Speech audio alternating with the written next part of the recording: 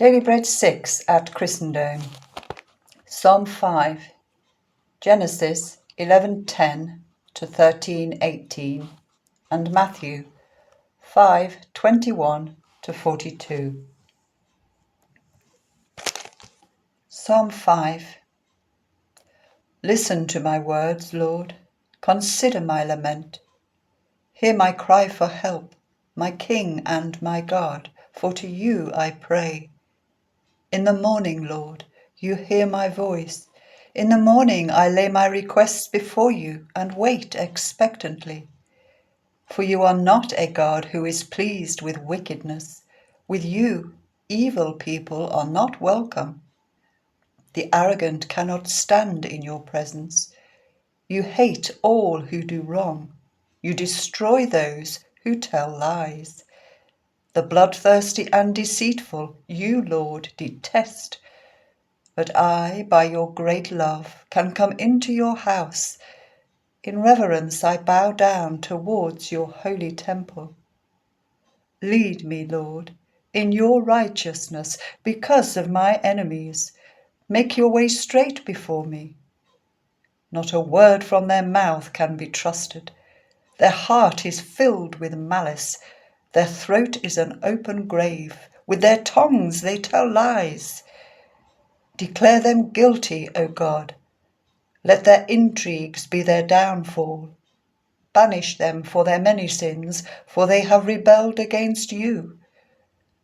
But let all who take refuge in you be glad. Let them ever sing for joy. Spread your protection over them, that those who love your name may rejoice in you. Surely, Lord, you bless the righteous. You surround them with your favor as with a shield.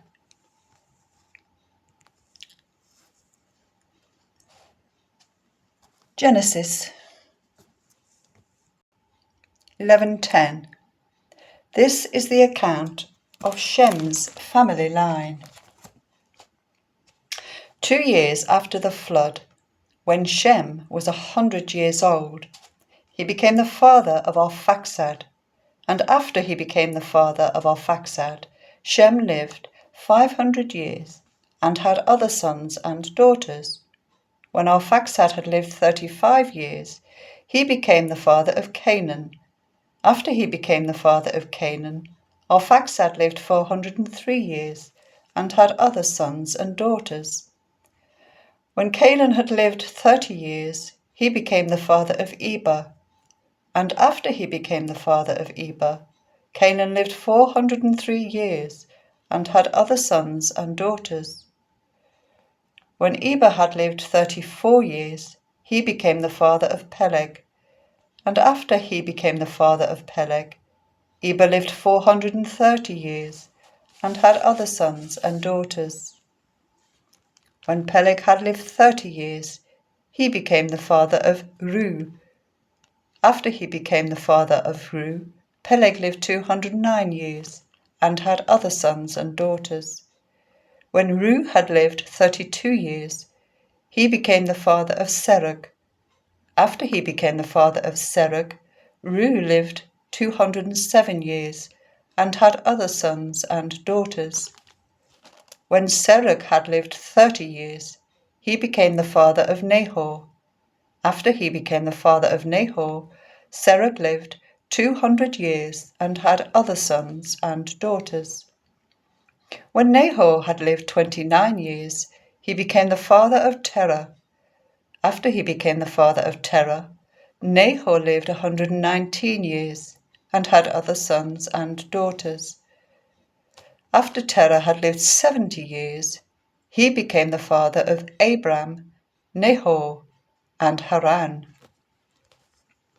This is the account of Terah's family line. Terah became the father of Abram, Nahor, and Haran became the father of Lot. While his father Terah was still alive, Haran died in Ur of the Chaldeans, in the land of his birth. Abram and Nahor both married. The name of Abram's wife was Sarai, and the name of Nahor's wife was Milcah. She was the daughter of Haran, the father of both Milcah and Iscah. Now Sarai was childless because she was not able to conceive. Terah took his son Abram, his grandson Lot of Haran, and his daughter-in-law Sarai, the wife of his son Abram, and together they set out from Ur of the Chaldeans to go to Canaan. But when they came to Haran, they settled there. Terah lived 205 years, and he died in Haran.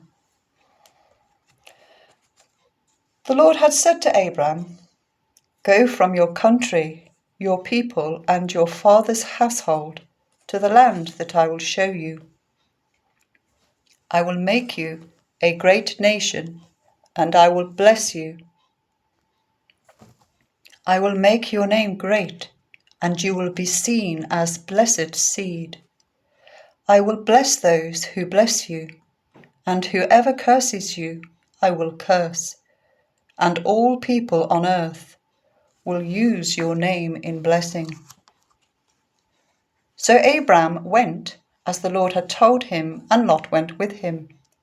Abram was 75 years old when he set out from Haran. He took his wife Sarai, his nephew Lot, all the possessions they had accumulated, and the people they had acquired in Haran, and they set out for the land of Canaan, and they arrived there. Abram travelled through the land as far as the site of the great tree of Moreh at Shechem. At the time the Canaanites were in the land. The Lord appeared to Abram and said, "To your offspring I will give this land." So he built an altar there to the Lord who had appeared to him. From there he went on towards the hills east of Bethel, and pitched his tent, with Bethel on the west and Ai on the east. There he built an altar to the Lord, and called on the name of the Lord.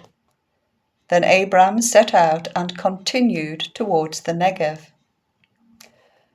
Now there was a famine in the land, and Abram went down to Egypt to live there for a while because the famine was severe. As he was about to enter Egypt, he said to his wife Sarai, "I know what a beautiful woman you are. When the Egyptians see you, they will say, 'This is his wife.' Then they will kill me, but will let you live. Say you are my sister, so that I will be treated well for your sake, and my life will be spared because of you." When Abram came to Egypt, the Egyptians saw that Sarai was a very beautiful woman.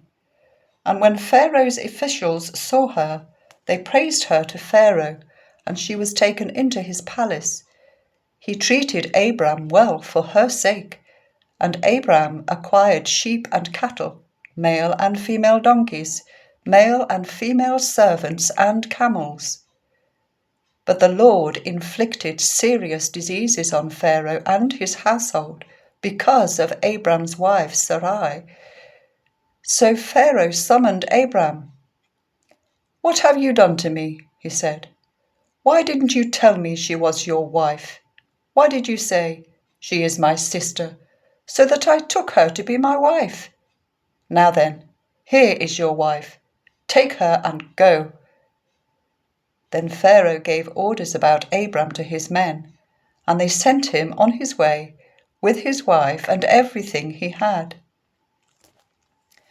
So Abram went up from Egypt to the Negev with his wife and everything he had, and Lot went with him. Abram had become very wealthy in livestock and in silver and gold.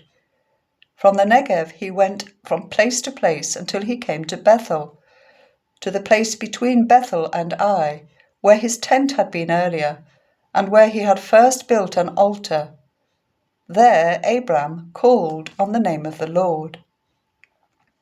Now Lot, who was moving about with Abram, also had flocks and herds and tents, but the land could not support them whilst they stayed together, for their possessions were so great that they were not able to stay together. And quarrelling arose between Abram's herders and the herders of Lot. The Canaanites and the Perizzites were also living in the land at that time. So Abram said to Lot, "Let's not have any quarrelling between you and me, or between your herders and mine, for we are close relatives. Is not the whole land before you? Let's part company. If you go to the left, I'll go to the right. If you go to the right, I'll go to the left." Lot looked around and saw that the whole plain of the Jordan was well watered, like the garden of the Lord, like the land of Egypt towards Zoar. This was before the Lord destroyed Sodom and Gomorrah. So Lot chose for himself the whole plain of the Jordan and set out towards the east. The two men parted company. Abram lived in the land of Canaan, whilst Lot lived among the cities of the plain and pitched his tents near Sodom. Now the people of Sodom were wicked and were sinning greatly against the Lord.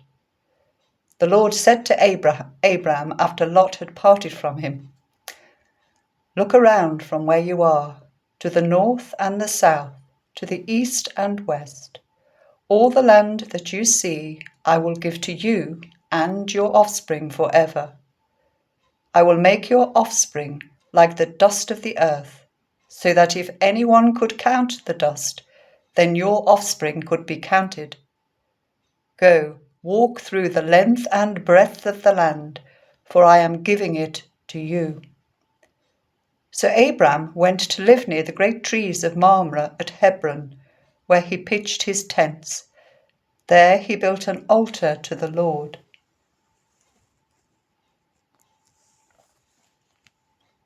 Matthew 5:21.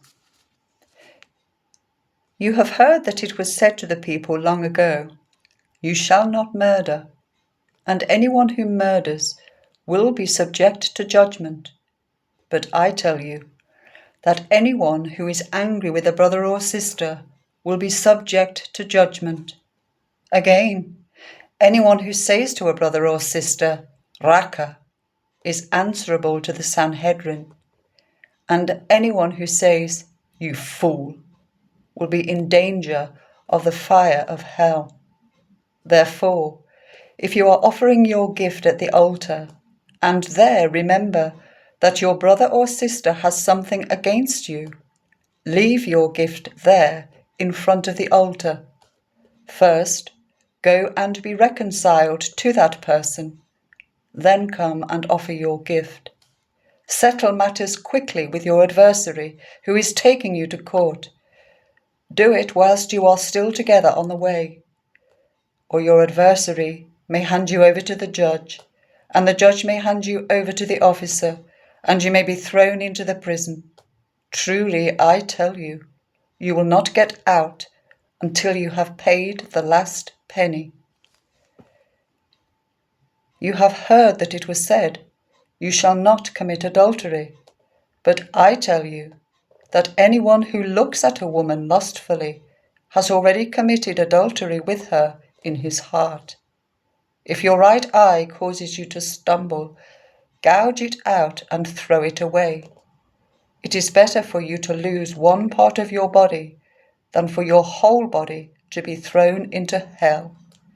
And if your right hand causes you to stumble, cut it off and throw it away. It is better for you to lose one part of your body than for your whole body to go into hell. It has been said, anyone who divorces his wife must give her a certificate of divorce. But I tell you that anyone who divorces his wife, except for sexual immorality, causes her to become an adulteress, and anyone who marries the divorced woman commits adultery.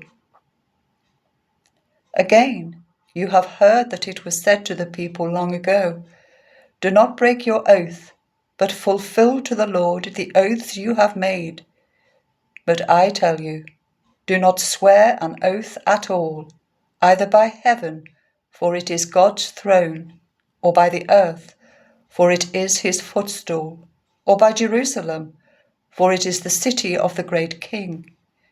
And do not swear by your head, for you cannot make even one hair white or black. All you need to say is simply yes or no. Anything beyond this comes from the evil one. You have heard that it was said, an eye for an eye and tooth for tooth. But I tell you, do not resist an evil person. If anyone slaps you on the right cheek, turn to them the other cheek also. And if anyone wants to sue you and take your shirt, hand over your coat as well. If anyone forces you to go 1 mile, go with them 2 miles. Give to the one who asks you, and do not turn away from the one who wants to borrow from you.